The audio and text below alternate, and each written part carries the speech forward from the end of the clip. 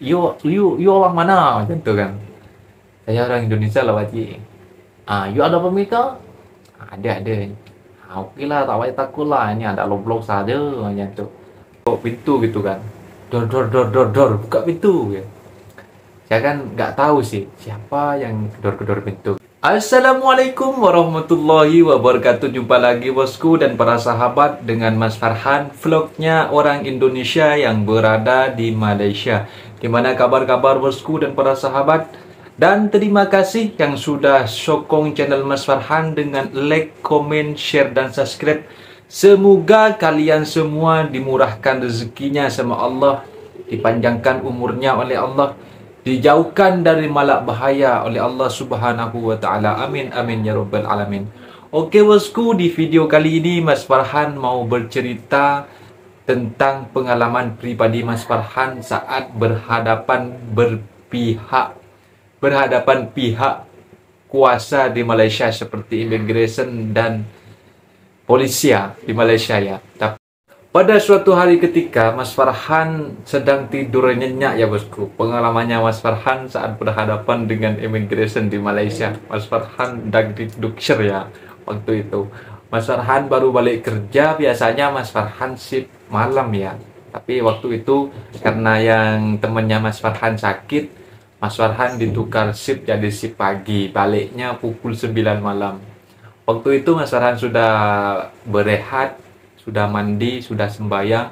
Mas Farhan ingin berehat, main handphone gitulah, berbaring-baring gitu. Gak taunya di pintu bawah ada yang ketok-ketok pintu gitu kan. Dor, buka pintu ya. Saya kan gak tahu sih siapa yang gedor-gedor pintu gitu. Aku yang shift pagi itu ada 3 orang. Dan kebetulan waktu itu Mas Farhan masih apa ya?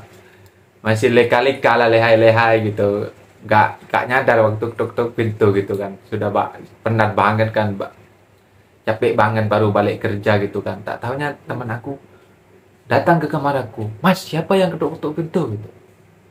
Mungkin teman ngambil apa barang gitu, gak bawa kunci kah gitu, gak tahu juga. Lihat ke bawah, ada kak, aku takut gitu kan.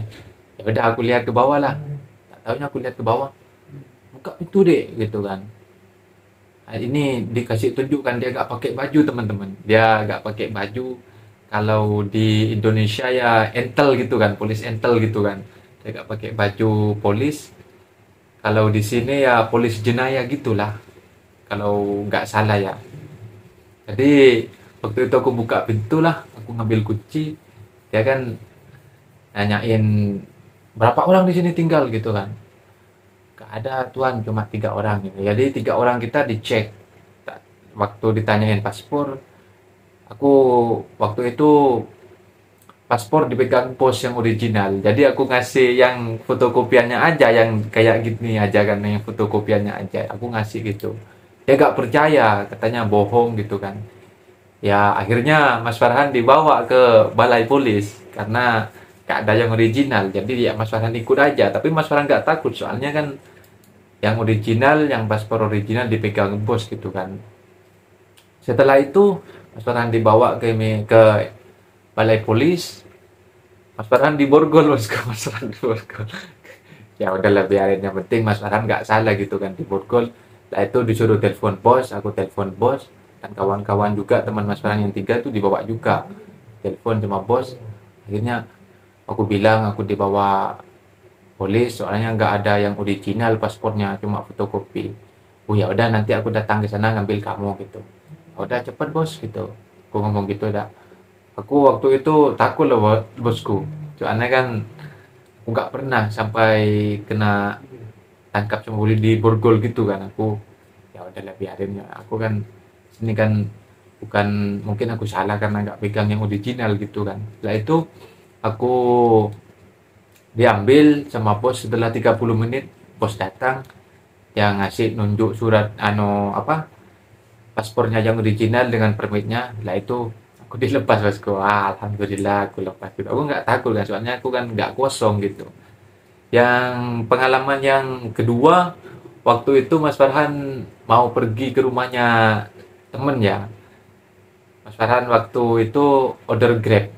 Setelah order Grab, Mas Farhan di tengah perjalanan itu nggak taunya ada lobrok ya. Kalau di Indonesia operasian lah gitu kan.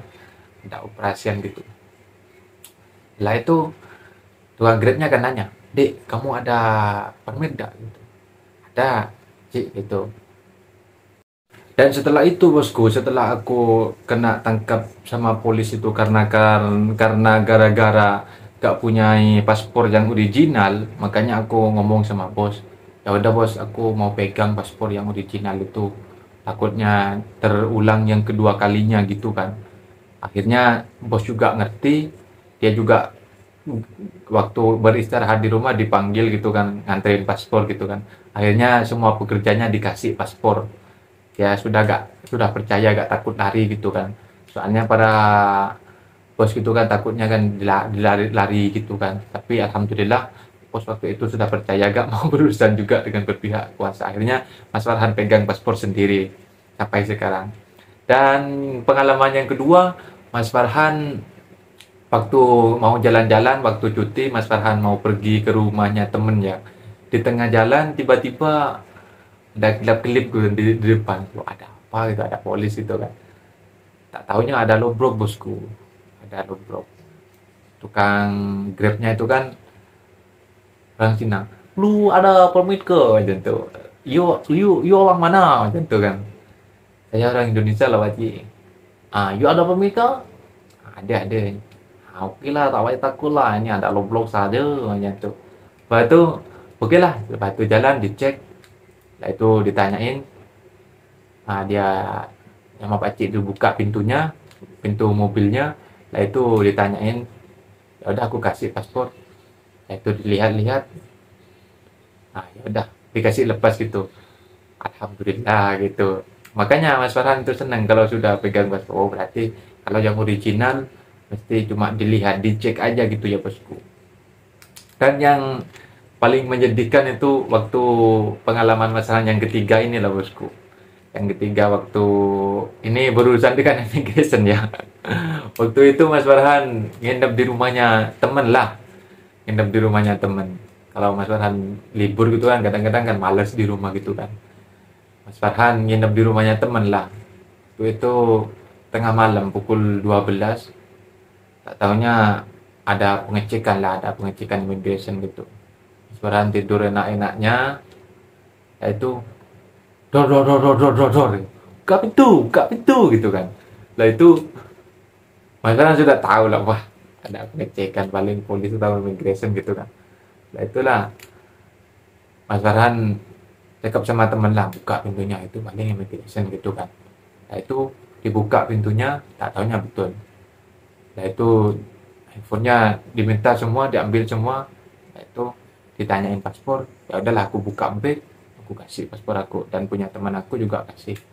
Lah itu masih dikumpulin bosku, disuruh turun gitu kan, disuruh turun, dikumpulin yang ada paspor, yang ada permit, dikasih visa gitu kan, yang nggak ada dokumen dikasih. Banyak lah orang itu waktu itu. Lah itu dicek semuanya original atau nggak original. Lah itu dikasih balik bosku, dilepas juga gitu. Alhamdulillah. Makanya Mas Farhan, kalau saudara-saudara Mas Farhan yang ada di Malaysia, kalau yang apa ya, yang permitnya dipegang sama bos, aku bilang minta aja biar gak susah gitu.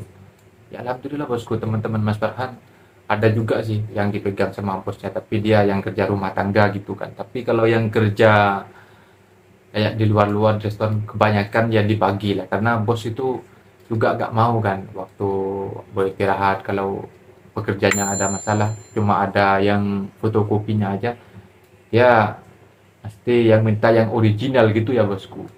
Alhamdulillah. Itulah 3 pengalaman Mas Farhan saat berhadapan dengan berpihak kuasa. Tapi Mas Farhan sangat suka sih, karena menurut Mas Farhan di sini itu polisnya sama immigrationnya itu respect kepada kita.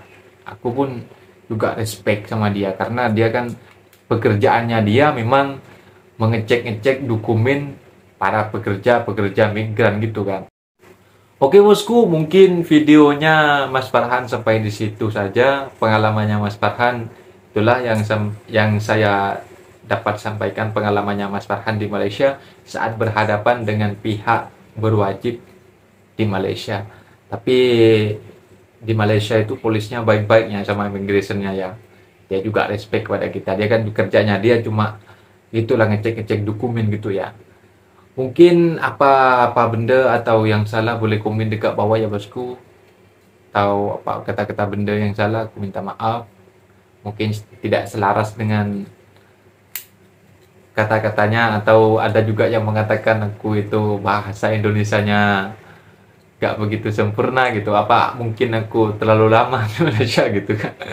Oke, Mas Farhan minta maaf. Saya undur diri. Jangan lupa like, comment, share ya. Assalamualaikum warahmatullahi wabarakatuh. Bye bye. See you next time bosku.